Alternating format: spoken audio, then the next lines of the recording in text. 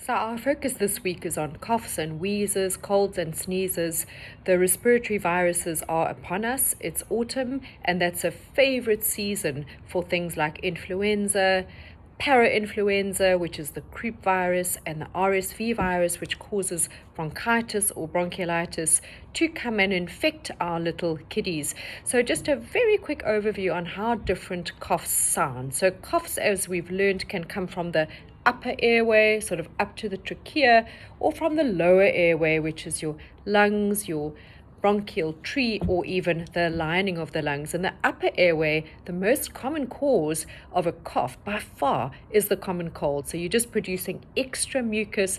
It causes a postnasal drip, and normally it's quite a wet, fruity cough as the postnasal drip drips down the airway, and we try to get rid of that drip to protect our airway. So a wet cough in a child is often a postnasal drip.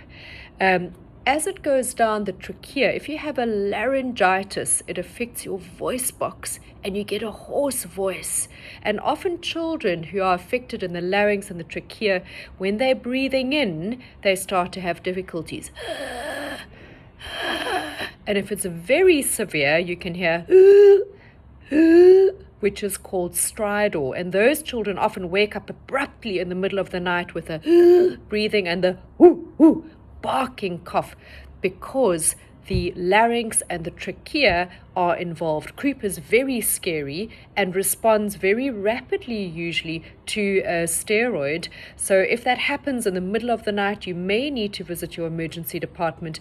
If you've been given a steroid syrup before for any other reason, then a nice big dose of a steroid syrup will work, but you have to wait a good hour and a half for that to set in. So keep the baby happy during that time. The next cause of a cough could be your airways, so a bronchitis or a bronchiolitis or an asthma attack. That causes wheezing, so a noisy whistle when you breathe out. So